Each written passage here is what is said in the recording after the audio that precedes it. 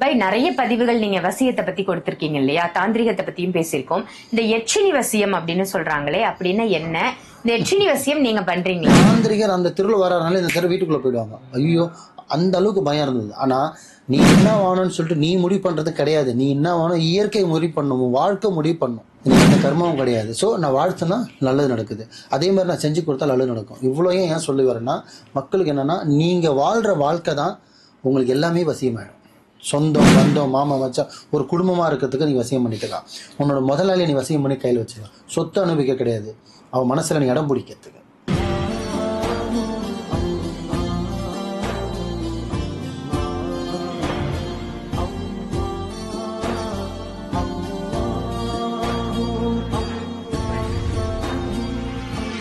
மருஜன் மனையர்கள் அனைவருக்கும் அன்பான வணக்கங்கள். புழல் காவாங்கரை எம்எம் டவர்ஸ்ல இருக்கக்கூடிய மாலிக் பாய் அவர்களை தான் சந்திக்க வந்திருக்கோம். வணக்கம் பாய். வணக்கம்மா. பாய், நிறைய பதிவுகள் நீங்க வசியத்தை பத்தி கொடுத்திருக்கீங்க இல்லையா, தாந்திரிகத்தை பத்தியும் பேசியிருக்கோம். இந்த எச்சினி வசியம் அப்படின்னு சொல்றாங்களே, அப்படின்னா என்ன? இந்த எச்சினி வசியம் நீங்க பண்றீங்களா? ஆக்சுவலி வந்துமா, நிறைய பேர் நினைக்கிறாங்க மாந்திரிகம்ன்றது பார்த்தீங்கன்னா ஒரு 10க்கு 10 ரூமில் இல்லை ஒரு குகையில் இல்லை மலைவாரியத்தில் இந்த மாதிரி ஒரு மறைஞ்சி இருக்கிற இடத்துல செஞ்சது தான் மாந்திரிகம், தாந்திரிகம், வசியம் எல்லாமே. ஆனால் இப்போ காலப்போக்கில் பார்த்தீங்கன்னா, நானே 2025 பார்த்தீங்கன்னா வீடியோ முன்னாடி சொல்லிட்டு இருக்கேன். அந்த அளவுக்கு நம்ம மாறிட்டோம், டெவலப் ஆயிடுச்சு. அந்த அளவுக்கு டெவலப் ஆகிடுச்சு. ஆனால் கேமரா மாறலாம், ஃபோனு மாறலாம், ட்ரெஸ்ஸு மாறலாம், நம்மளோட ஸ்டைல் மாற்றிக்கலாம். ஆனால் மாந்திரிகம்ன்றது அதே தான். இது அம்மாவா இல்லையா? மாந்திரிகம்னு ஒன்று தான். நம்ம உச்சரிப்பும் அதுதான், நம்ம எழுதுகிற வாசகமும் அதுதான். அது என்றைக்குமே மாறல. அன்றைக்கி என்ன 100 வருஷத்துக்கு முன்னாடி பிஸ்மில்லாஹிர் ரஹ்மானிர் ரஹீம்னு சொல்லணும், அதே தான் இப்போவும் சொல்கிறோம். என்ன விஷயத்துக்காக நம்ம ஓதி கொடுக்குறோமோ அதே தான் இப்பயும் கொடுக்குறோம்.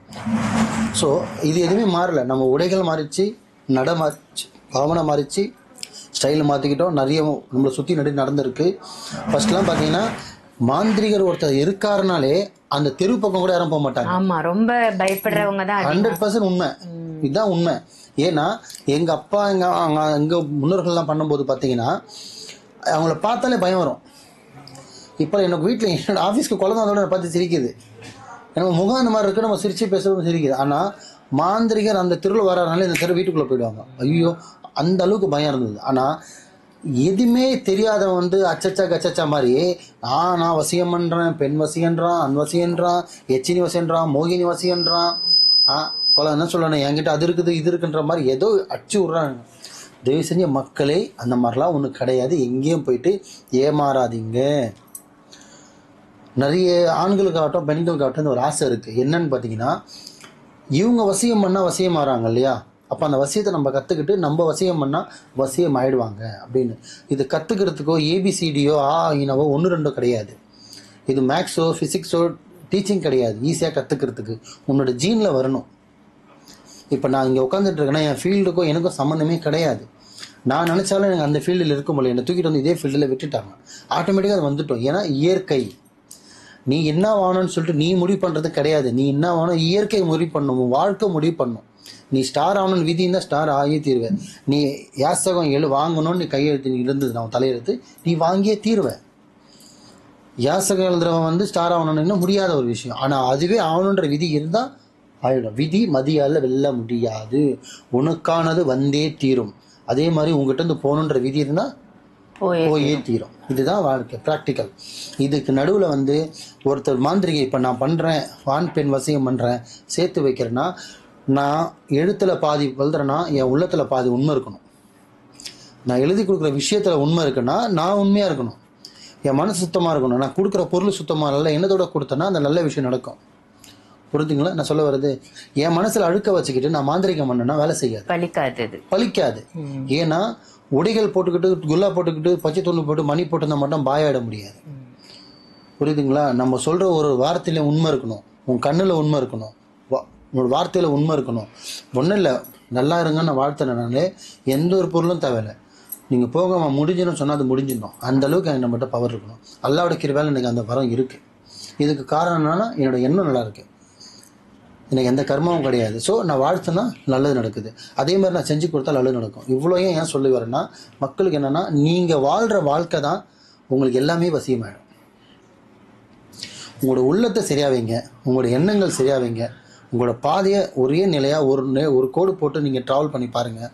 உங்களுக்கு பதவி, பொண்ணு, பதவி, ஆசை, பாசம் எல்லாமே வரும். எது பின்னாடி நீ ஓட வேண்டிய அவசியமே தேவையில்லை, எல்லாம் ஒன்று தேடி வரும்.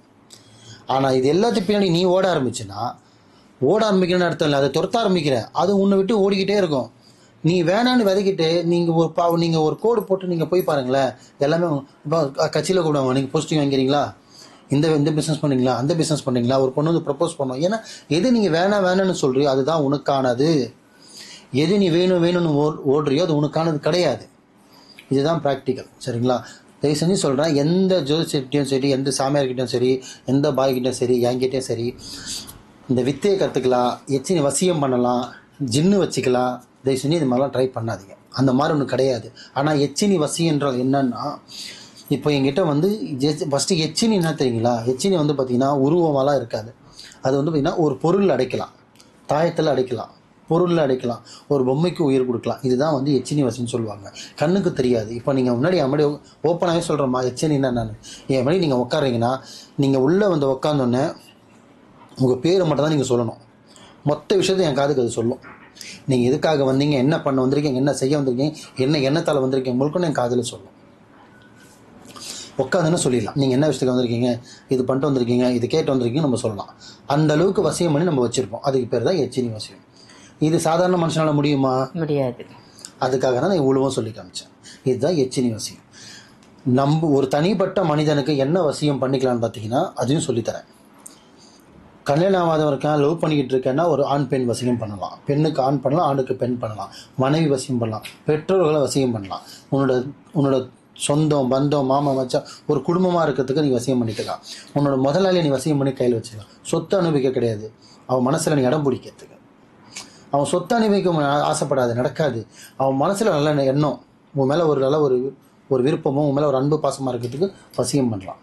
தொழில் வசியம் பண்ணலாம். உன்னோட தொழில் பெருசு பண்ணுறதுக்கு வசியம் பண்ணு. வியாபாரம், ரோட்டு கடையாக இருந்தாலும் பரவாயில்ல, வியாபாரம் பெருகிற வசியம் பண்ணுங்க. மார்க்கெட்டிங் பண்ணுறீங்களா, ஒருத்தரை பார்த்தோன்னே நான் சொன்னேன்னா ஒரு பொருள் வாங்கிடும், வசியம் பண்ணு. நல்லது தானே பண்ண போகிறேன், யார் சொத்தையும் அனுபவிக்கலையே. உங்ககிட்ட இருக்கிற பொருள் விற்க போகிறீங்க, நீங்கள் பேசினா அவர் கேட்கணும், அதுதான் வசியம். மார்க்கெட்டிங் பண்ணுங்களா, வசியம் பண்ணுங்க. நீங்கள் லீடரா, வசியம் பண்ணுங்க. நீங்கள் மேனேஜரா, வசியம் பண்ணுங்க. சீனியர் போஸ்டிங்கில் இருக்கீங்களா, வசியம் பண்ணுங்க. நீங்கள் பேசினா 10 பேர் கேட்கணும்னு நினச்சா வசியம் பண்ணலாம். அதான் வசியம். வசியத்தில் ஏகப்பட்ட வசியம் இருக்குமா. ஆனால் இது நான் சொன்னது அனைத்துமே நடத்தி காட்டலாம். இதனால் மை வச்சும் நடத்தலாம், பொருட்கள் வச்சும் நடத்தலாம், ஃபோட்டோ பேரை வச்சும் நடத்தலாம். இதெல்லாமே வந்து ஒரு தனிப்பட்ட மனிதன் வாழ்க்கை வாழ்கிறதுக்காக பயன்படுத்துகிற ஒரு வசியம்.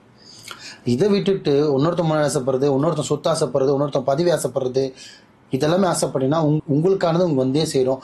இன்னொருத்தர் நீங்கள் பறிக்க பார்த்தீங்கன்னா உங்களுக்கு இருக்கிறதும் போயிடும். அதனால் யானே முயற்சி பண்ணலான்ற யார்கிட்டையும் போயிட்டு இதை வசியம் பண்ணுறேன், தொழில் கற்றுக்கிறேன், நான் இது கற்றுக்கிறேன், அது கற்றுக்கிறேன், எங்கேயோ போய்ட்டு ஏமாந்துட்டு லைஃப்பை ஸ்பாயில் பண்ணிக்காதீங்க. உங்களுக்கு என்ன தெரியுமோ, உங்களுக்கானது என்ன வேலை கொடுத்துருக்கான இறைவன், அதை மட்டும் நீங்கள் சிறப்பாக பண்ணுங்கள். நல்லதே நினைங்க, நல்லதே செய்யுங்க, நல்லதே நடக்கும். சிறப்பு பாய். எச்சினி வசியம் அப்படின்னு நிறைய பேர் இப்ப சொல்லிட்டு இருக்காங்க. அதனாலதான் இந்த டாபிக் உங்ககிட்ட கேட்டேன். ரொம்ப தெளிவா அதற்கு பதில் சொன்னீங்க. அருமையான பதிவு பாய். நன்றி. நன்றிம்மா.